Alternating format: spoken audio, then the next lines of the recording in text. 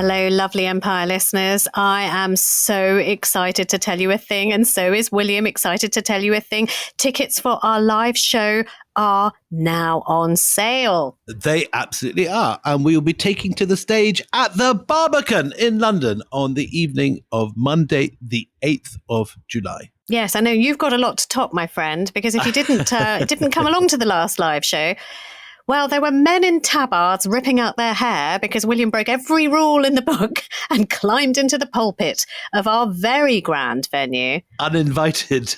Uninvited. I had such fun. It was actually magnificent. It was such a laugh. What was surprising, though, is how quickly the tickets sold out. We couldn't believe our eyes, actually. So do get your tickets early. And as for the subject of the show, it's a secret, but we can promise lots of history, lots of answers to your fantastic questions. Do please come and join us. To buy your tickets now, follow the link in the description of our most recent episode. Go to the Empire Pod Twitter feed at Empire Pod UK, or just Google Empire Live at the Barbican. And we look forward to seeing you, because we're always intrigued to know who it is listening to us as they walk their dogs and doing their ironing and doing the washing up. Yeah, so put down the dog, put down the ironing, back away from the housework. Don't put the ironing on the dog. No, that would be a terrible thing. Oh, although there was a hot dog gag in there somewhere. Anyway, look, the show is on the evening of Monday, the 8th of July at the Barbican in London. See you all in July. We can't wait.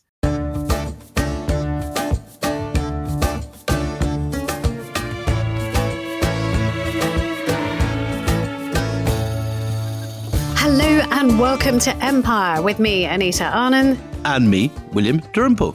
And today we're continuing our discussion about Nur Jahan, the great Mughal empress of the 17th century, wife of the Emperor Jahangir. And just to give you an idea of just how important she is and was at the time, William, when you've got this brilliant, what shall we say, episode in Anglo-Indian affairs. Can you tell us what happened? Yes, because it's at this point, 1615, that the first English ambassador to India turns up in the person of Sir Thomas Roe. And Roe meets, finally, after many, many months of travel, he meets Jahangir and the unseen, but very much present, Nur Jahan, at Ajmer, which is not far from modern Jaipur. And he's brought all these presents that he's very proud of: English mastiffs and Irish greyhounds, a stagecoach, some paintings, an English virginal, a sort of harpsichord, and many crates of red wine, which he says, for which I heard Jahangir has a great fondness. But when he finally gets to meet the emperor, he's longing to talk customs duties and the matters of interest to the East India Company, matters of trade. And Jahangir is bored stiff. He really cannot be bothered for 1 minute with all this talk of trade or tax rates or anything. And he turns the conversation to beer. He says I'm reading from Roe's own diaries. And he said, so with many passages of jests, mirth, and brags concerning the arts of his country, he fell to ask me questions. How often I drank a day, and how much, and what? What in England? What beer was? How made, and whether I could make it here. So literally, the very first diplomatic exchange between Britain and India ends up with a conversation about English beer. Forget about ping pong diplomacy. This is point diplomacy. Okay. But at this crucial moment, this is what Roe has to say. And he realizes that there's nothing that can be done in the Mughal Empire at this point, 1615, except through the say-so of Nur Jahan, the empress, who, of course, he never gets to meet. And he writes in his diary, in the same day that he's meeting Jahangir, he says, all justice or care of anything or public affairs either sleeps or depends on her, who is more inaccessible than any goddess or mystery of heathen impiety. What a fantastic quote. And that's from First Contact. That's from First Contact. So he gets the impression pretty quickly that Jahangir's great. He loves these artworks, and he demonstrates his ability to match English arts by producing a perfect copy of the state coach, the Lord Mayor's coach that he's brought all the way from London in about 3 days. 3 days later, bing! You ain't so hot. Yeah. And then he also produces a miniature around his neck of his girlfriend. Jahangir says, "What's that around your neck?" And there's a slightly embarrassed, blushing Roe as to say, "Well, that's my girlfriend." And Jahangir says, "Can I borrow it? Just for 24 hours. And the next day, Roe is called back and he presents him with 2 miniatures. One which is newly painted at the Mughal court and one which is Roe's original.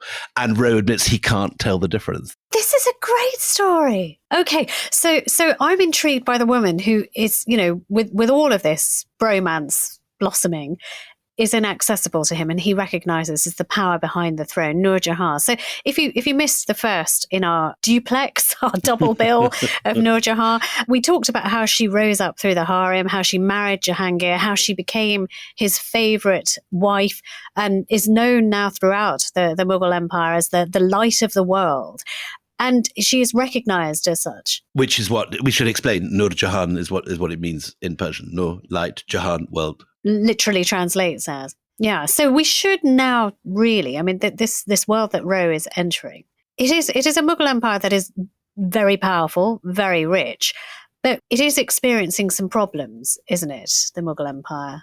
Thanks to our old friend Malik Umber, who we covered.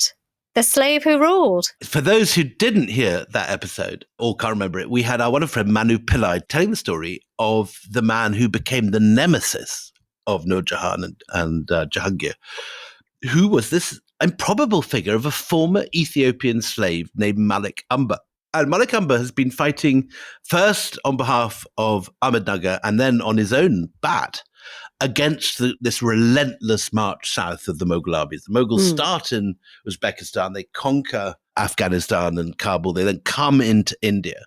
And ever since then, particularly with the Emperor Akbar, who's the father of Jahangir, they've been marching southwards, encompassing an ever greater area of India, and also marching, as far as they're concerned, towards the source of all the great mines which are in the Deccan. That's where they really want to get their hands on the source of the world's only diamonds and so on. It all lies just to the south of Mughal territory in areas that's now held by Ahmednagar and by Golconda.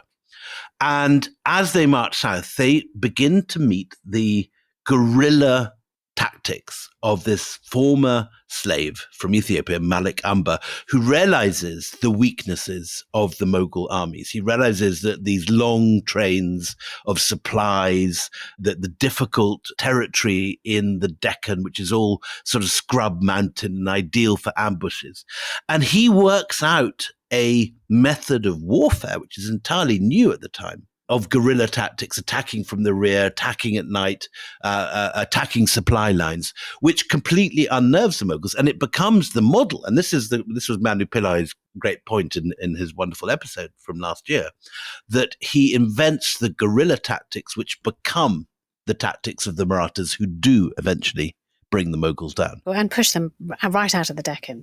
So at this point, together, Jahangir and Nur Jahan, I guess, is very pivotal in this decision. They decide to give control of the armies, because they've been quite ineffective so far at pushing Malik Umber back. They decide to give it to Jahangir's son, Shah Jahan, he famously of the Taj Mahal. And they say, right, you're going to do what everyone else has failed to do, and to teach this former slave a lesson, this Malik Umber pain in our neck a lesson. So as part of Nur Jahan's wooing of Prince Callum, the future Shah Jahan, she sends him down to the Deccan to fight this irritating guerrilla leader, Malik Umber. And this is part of a general move by Nur Jahan to try and pull Callum into her diplomatic system, into her family alliances. She's always politicking and finding ways of building alliances to support her rule. And Shah Jahan is sent down there, and he's tested by being sent against Malik Umber, and he begins to make progress against Malik Umber. He pushes him further and further into the margins. So Nur Jahan is settling now to consolidate her position, and all the time she is pushing her family. Her brother Asaf, who's the father of Mumtaz, is being given more roles and greater prominence in the state. And she is accumulating land. She has hugely increased land grants in 1616, 1617, shortly after Thomas Roe leaves. And it's at this period that we see her rising to the center of court life and becoming famous for, among other things, becoming a great hunter. Okay, so now I want to talk about the hunting thing because I've seen a miniature of Nur Jahan holding a gun. It's like a really big musket, and she's pushing the powder down the barrel of this very long gun. She's got her hair all tied up in a turban sort of contraption, and she is dressed like somebody who is ready for action. Now, I would have thought that this is unusual for women at the Mughal court, or is it? It is unusual, and we rightly associate pictures of Muslim women as these sort of rather sensuous images of often bare-breasted women with gorgeous textiles around their waist, often in front of picnic scenes or in harem scenes. This is the polar opposite of that. Nur Jahan is shown not as a sort of harem lovely. She's shown as she actually was, as a powerful tomboy. And she's out hunting, she's loading a gun, she's wearing boys' clothes. That's the point of the picture. That's the thing. She's wearing trousers, which is extraordinary. But also, is she not very famous for, in one hunting trip, shooting, and I don't approve of this and no one should do this, 4 tigers in quick succession with a musket? I mean, that's the kind of woman that she is, dead shot. Yes, and this again is something which Thomas Roe comments on and is obviously very impressed by, that she, rather than sitting as he would have expected in a harem doing the kind of, the stereotypical Mughal or Muslim woman thing, she's out hunting, she's a crack shot, she's a marksman, she loads her own guns, she wears boys' clothing, and she's out in the hills in the action. And this, this is unusual. This is not normal ladylike behavior in any court. And yet she's still acknowledged for her beauty, light of the world, Nur Jahan. It means that, people do talk about the fact that she's everything. She is sort of this very comely woman, very beautiful. I mean, not many will actually get to look upon her face, like Roe will not be able to, but that she is sort of both things. She's kind of like, the perfect partner. So Ruby Lal, who is the wonderful biographer of Nur Jahan, she, when she did this biography, went out to sort of check the veracity of the different pictures said to be Nur Jahan, which are often to be seen in museums across the world. And she came to the conclusion that this tomboy picture by the artist Abul Hassan is the only 100% legitimate image of her, that all these images of these beautiful women that are often captioned Nur Jahan are probably spurious, or certainly are not proven. And that, I think, is highly significant, that the one image we have of this woman is of her as a huntress out on the hills loading her own gun. Yeah, with nobody around her. She has no flunkies around her. She's very much presented like a heroic prince, if anything. Has a very strong jawline, looking up into the hills at whatever it is she's going to blast out of a tree or out of the hills. So that is very interesting, but she's still the favourite. Would it be fair to say she's de facto co-ruler of the Mughal Empire? So what we're beginning to see, I mean, it's significant. It's not just funny that Jahangir asks Sir Thomas Roe about beer. It's significant because it's an increasing obsession with him. Jahangir has now become clearly an alcoholic with a very severe problem. In his wonderful diary, the Tuzuk-i-Jahangiri, he records his growing addiction. He talks about how he undistilled, distilled, double distilled and triple distilled alcohol that he has, and his consumption of opium.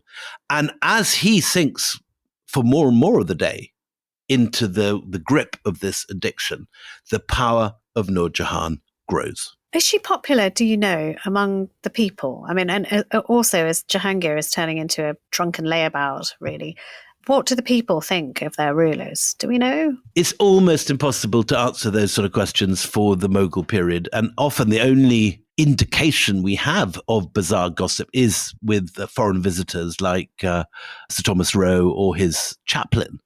And they are chatting to the servants outside the assembly rooms. They are catching not direct gossip from the top layer of diplomatic contacts, because at this point the English and all the other Europeans, with the possible exception of the Portuguese, are simply too modest to be allowed access to any of the real power brokers in India. And it's a huge achievement for Thomas Roe that he gets his brief conversation about beer. It's just it's a quickie that he has to wait 6 months for. And obviously Jahangir is bored stiff by Rose's company. No, I don't think that's hilarious. Makes no pretense of hiding his ennui. Yawns. Yeah, but again, what strikes me about that meeting, so many things, so many questions. So on the first is that actually Jahangir doesn't think much of England or Britain. He doesn't care, and really doesn't care at all. He's never heard of it. Again, I mean, we imagine, for example, the meeting of Jahangir and Sir Thomas Roe is on the walls of the British Parliament today. I think in the 1920s, or is it the 1890s, certainly the sort of turn of the 20th century, a whole new scheme of the great highlights of English history are drawn in Westminster Hall. And I think William Rothenstein's the artist, and he draws, Alfred the Great burning the cakes and fighting the Danes, the arrival of the first missionaries in England. It's these sort of classic schoolbook moments in English history. And there, among them, are these images of Sir Thomas Roe in sort of a dashing Shakespearean outfit, chatting to Jahangir in Ajmer. But that meeting, which is so important from the British perspective, which is still there in Parliament to this day, is not even referred to. He doesn't even mention his diary. He's got this diary. Really, not even mentioned. Not even an aside. I met this bloke from a place called Britain. Nothing. Doesn't even mention it. And his father, Akbar, calls the European diplomats who come to his court an assembly of savages. Right. So another question, or maybe an observation. Thomas Roe knows and recognises that the power sits with Nur Jahan. And also we should remember that this is not alien to Britain either, a woman wielding power, because they've just gone through the reign. I mean, Elizabeth I has just died in 1603. So they know how strong a woman ruler can be. So, whereas, I don't know, maybe 80 years later, it might be an extraordinary thing that you have to kowtow to somebody's missus because she holds the power. Thomas Roe will recognise that, and he will know it from England's own history. And yet already these sort of Orientalist attitudes are there, and he's comparing Nur Jahan not with Elizabeth I, his own monarch who was on the throne when he was growing up, but instead he compares it to a goddess of heathen impiety, as he puts it. Yes, that's true. That's true. Anyway, look, shall we take a break here and just come back after the break and we find out how Nur Jahan really as de facto ruler, as her husband slips into an alcoholic abyss, what her life looks like and how the world responds to having actually a woman running the show.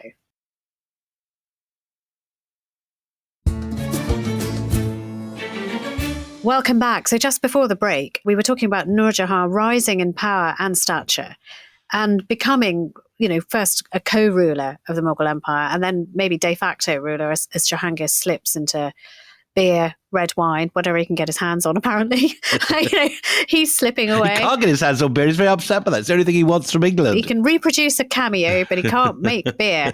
But I'm really interested in what Nur Jahan actually does while she has this power and this autonomy, because there's a Dutch traveller who writes about this in about 1620, and he talks about her, and this is a quote, "She erects very expensive buildings in all directions, sarais, or halting places for travellers and merchants, and pleasure gardens and palaces, such that no one has ever seen before." And one of these sarais is in Jalandhar, and it is such an important sarai that, according to another historian, Shauddin, Sarai Nur Mahal in location, idiom, meant some spacious, important edifice. It becomes sort of synonymous with Nur Jahan, that she's the person who has that vision. The tomb of her father is the one extraordinary thing that she erects at this time. Tell us about the tomb she erects to her father. So this is her great masterpiece. And while the wonderful Sarai you mentioned outside Jalandhar is an incredible thing, it's almost unvisited. No one really goes there, and it's falling slightly to bits. It's astonishing, and it's something which people should know better. But what I think everyone who goes to India never misses is what in the tourist books is called the Baby Taj, which is actually called the tomb of Itmaduddaulah. And Itmaduddaulah is Nur Jahan's father, and she has brought him in to be effectively the vizier, the prime minister. And it's part of this family takeover. She's got her own daughter, Ludley, now married to Sharia, who is one of the Jahangir's youngest sons. And now, at the peak of her power, she has her father effectively as the vizier. But in, I think it's early 1622, while Nur Jahan and Jahangir are coming back from their summer holiday in Kashmir, they hear the news that Ghiyas has died. And the big project of Nur Jahan over the next few years is building this astonishing tomb for him in Agra. And unlike a lot of Mughal buildings which seek to impress through scale and through magnitude, the sheer sort of, if you think of the size of the Taj or the massive extent of the walls of the Red Fort, what's so charming about the Itmad-ud-Dawla is that it is like a sort of perfect little jewel box. First of all, it's in white marble. Every inch of it is inlaid with precious stones. And it's set in this small but very charming garden on the river Yamuna. The main gate originally was by the water gate. You come to it by river. Today, as a tourist, you enter wrongly through the land gate. And it's recently been restored so that its fountains and that its gardens have been beautifully restored by the World Monuments Fund. So you go there today and it's right back to the perfection of its original conception. And it's a symbol of her father's supposed house in paradise. And this symbolism of paradise, which is then later taken forward a generation later by Shah Jahan at the Taj, has its first sort of most exquisite miniature version in the Itmad-ud-Dawla. And anyone that goes to Agra should always look it up. It's the most wonderful place. What was also extraordinary and tells you a lot about Nur Jahan's position in society and what people thought of her. Normally, when somebody dies, or Ghiyas has died, everything would pass to his eldest son, who is Asaf, who is alive.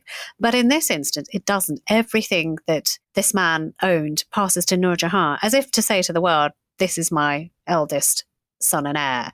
It's quite something. It's quite a revolutionary thing to do, isn't it?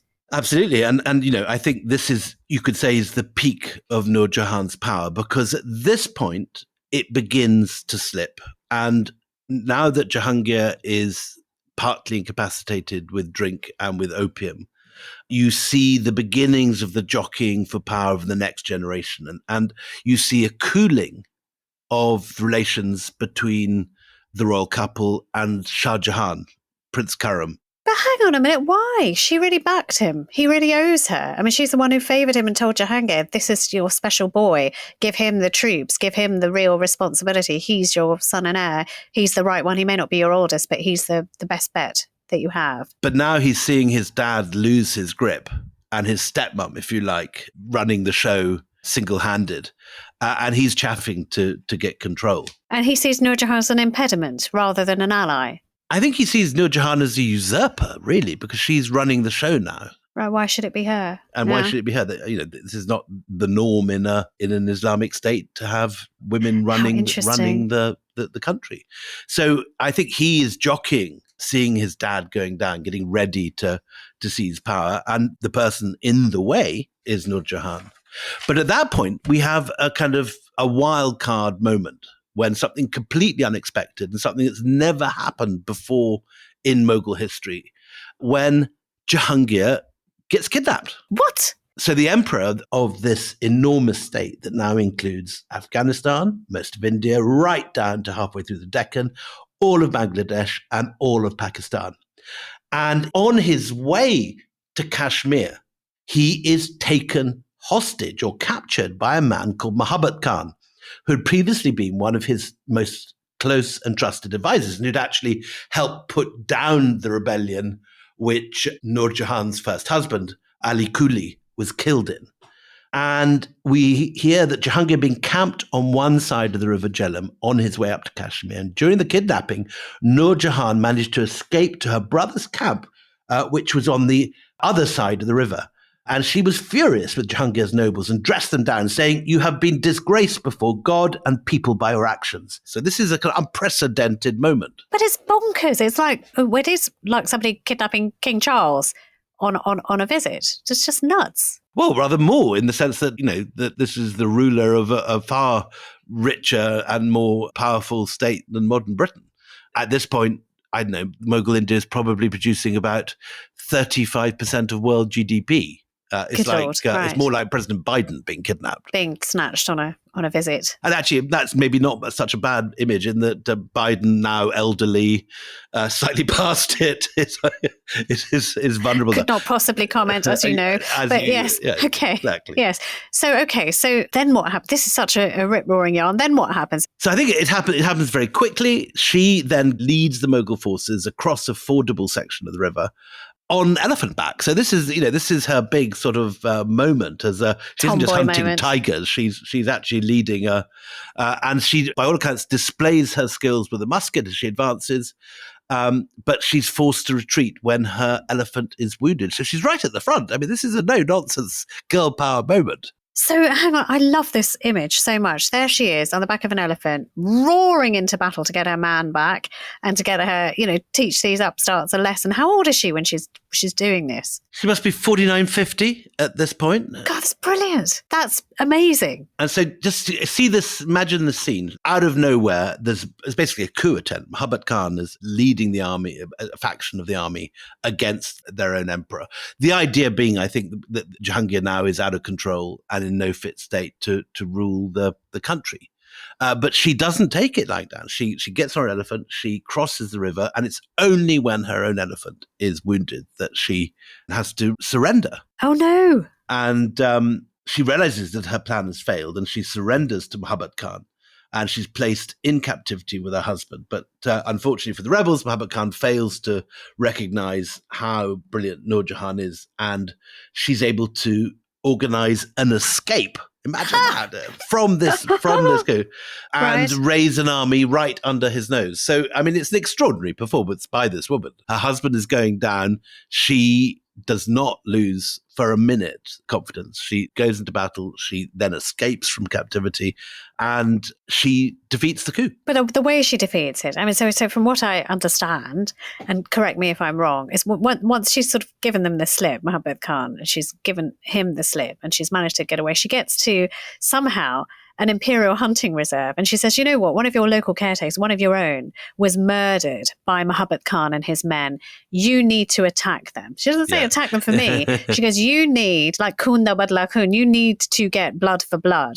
And so she sends these guys from the hunting reserve, who are all expert archers, to go and attack. So she raises an army just very, very quickly, of like a crack commando unit, if you like. It's 900 men are killed in this. It's an extraordinary attack and very, very costly to the rebels. It's fabulous.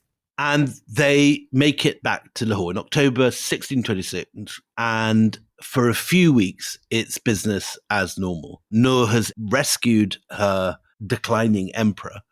But you already begin to hear murmurs in the court about the growth of her power and her role in leading soldiers into battle. This is just, this last time this happened was in the 13th century with Razia Sultana. And while some recognize that she saved the Mughal kingdom through her actions, the poet Shirazi writes that never was it witnessed in the region of my king such a fortified refuge for the kingdom as the queen. She herself has saved the empire, but it's her last hurrah, because a year later, we see the death of Jahangir. The first thing that there's two disasters in 1 year. First of all, her preferred candidate for the throne, who's Shahryar, who's married to Ladli. Her daughter, Ladli. He becomes ill beloved, with something horrible called Fox's disease, which is a sort of form of leprosy that causes his hair, beard, eyebrows, and eyelashes to fall off.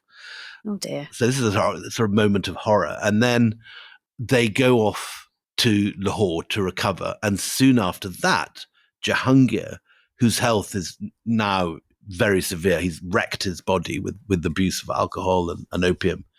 At this point, on the way to Lahore, Jahangir organizes a hunting party in one of his favorite game reserves. But when the hunt begins, the emperor witnesses the death of one of his hunters, who falls to his death from a shooting platform. I don't know whether he's drunk at the time, but it has a sort of a catalytic effect on him. And his health begins to deteriorate. He can't swallow. His breathing becomes increasingly shallow. Do you know, I know they don't diagnose these things the way we do now, but all of that, sort of not being able to breathe, not being able to swallow, are signs of a stroke. So I meant, and if you have the sort of excessive trauma that you're witnessing, it does all seem consistent with having a big old stroke, doesn't it?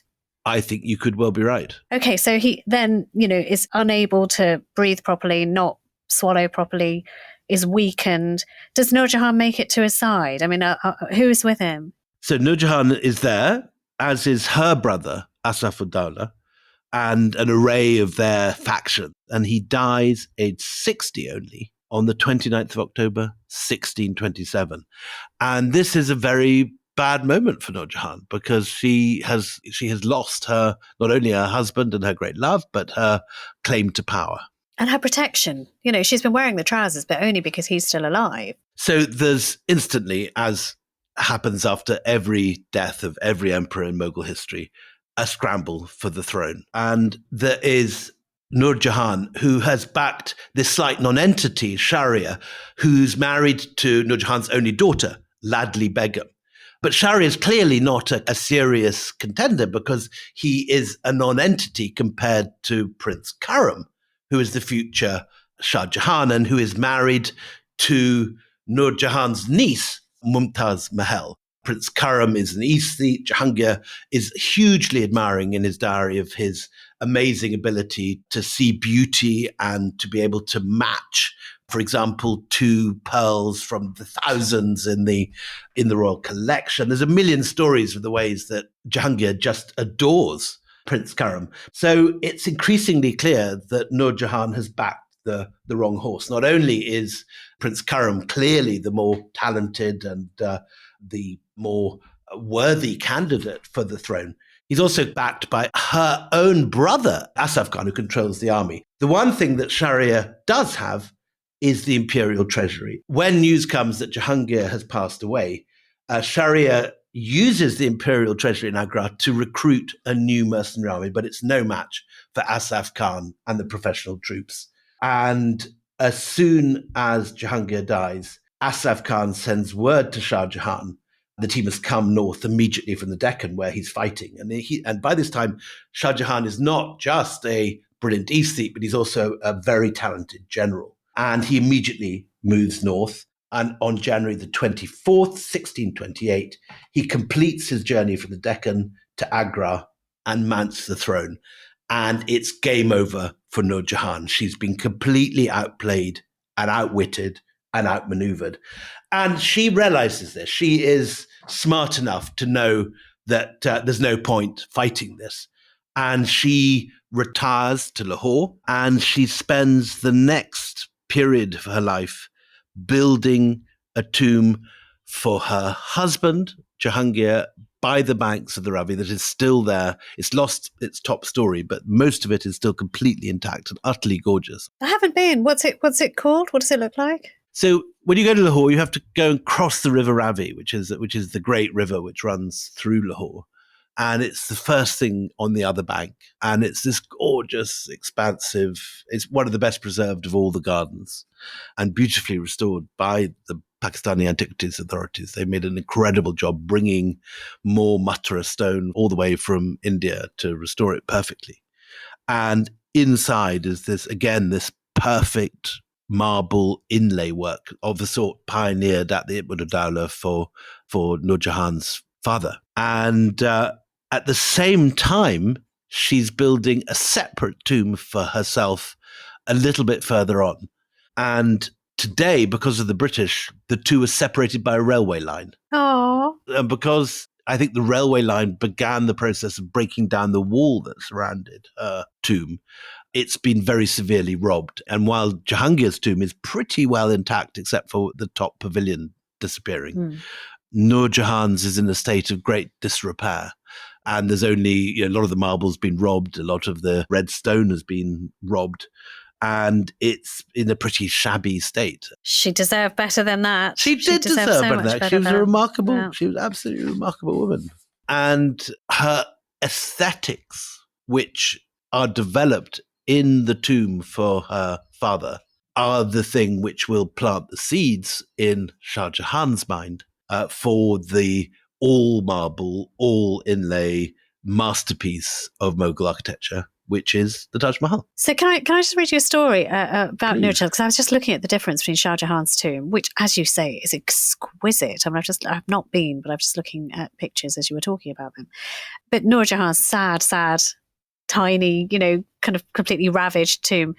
There is apparently, or there was certainly a plan for a grand facelift for Nur Jahan's tomb. Are you aware of this? I didn't know that. No, because there was. I mean, the facelift of Jahangir's tomb has been taking place over the last 20 years, and it's pretty well complete now. So the obvious next step would be to rescue his poor wife's tomb, which is in a really shabby state. Yeah, I mean, it says, a building made up of red stones is the last resting place of Nur Jahan, situated close to the Ravi, etc., etc. Talks about the tunnels leading between the tombs, tunnels linking them together.